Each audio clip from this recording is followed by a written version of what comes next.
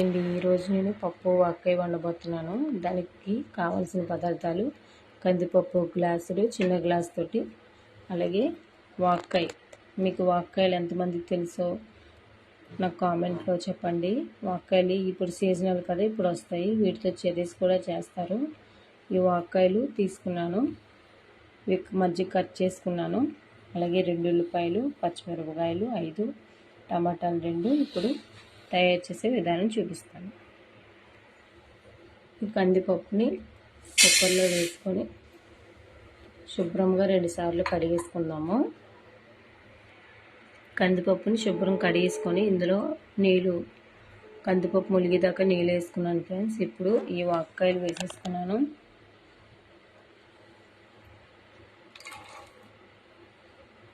అలాగే ఉల్లిపాయలు, పచ్చిమిరపకాయలు, టమాటాలు కూడా కట్ చేసి వేసేసుకుందాము.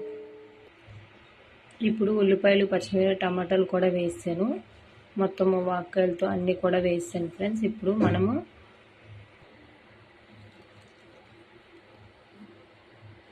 కొంచెం పసుపు వేస్తున్నాను, 1/2 స్పూన్ పసుపు.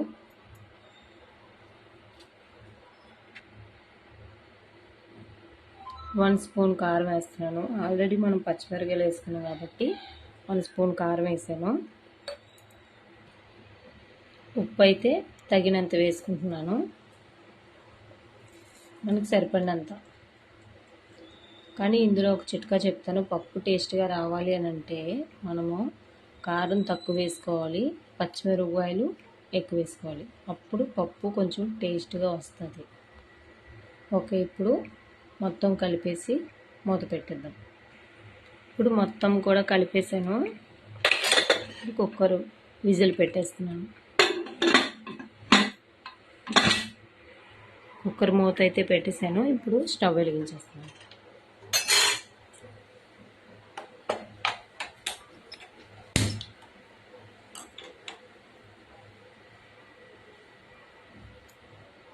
హైలో కాదు, అలాగని స్లోలో కూడా కాదు, మిడిల్లో పెడుతున్నాను ఫ్రెండ్స్. ఇది 3-4 విజిల్స్ వచ్చేదాకా చూద్దాం. విజిల్స్ అయితే 4 విజిల్స్ వచ్చాయి ఫ్రెండ్స్. ఇప్పుడైతే స్టవ్ ఆఫ్ చేసేస్తున్నాను.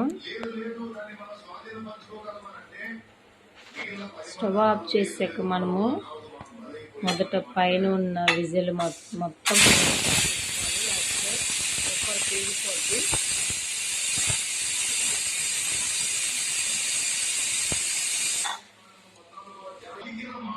ఇప్పుడు మొత్తం విజిల్ అంతా పోయింది. ఇప్పుడు మూత తీసేస్తాను.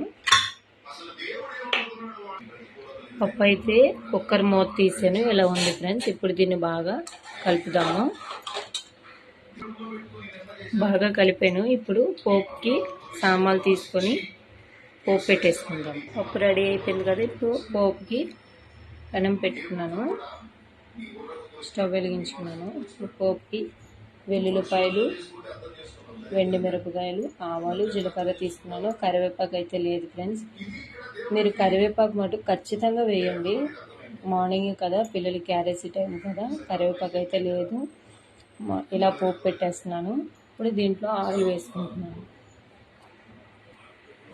ఆయిల్ వేసేసుకున్నాను. ఆయిల్ కొంచెం వేడెక్కిన తర్వాత పోపు వేసుకుందాము. ఫస్ట్ వెల్లుల్లిపాయలు వేసాను, కొంచెం బాగా వేగిన తర్వాత మిగతా పోపు మనం వేసుకుందాం.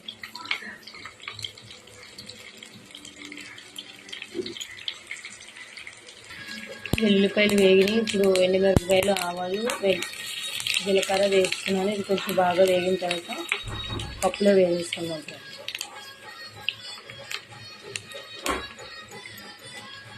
బాగా వేగినాయి.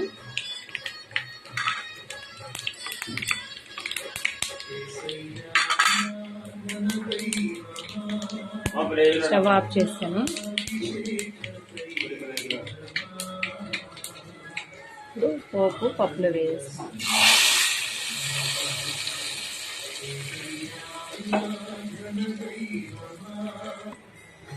అంతే ఫ్రెండ్స్, ఎంతో టేస్టీ పప్పు వాక్కాయ రెడీ అయిపోయింది. మీకు నా వీడియో నచ్చినట్లయితే లైక్ చేయండి, షేర్ చేయండి, సబ్స్క్రైబ్ చేయండి. Bye friends.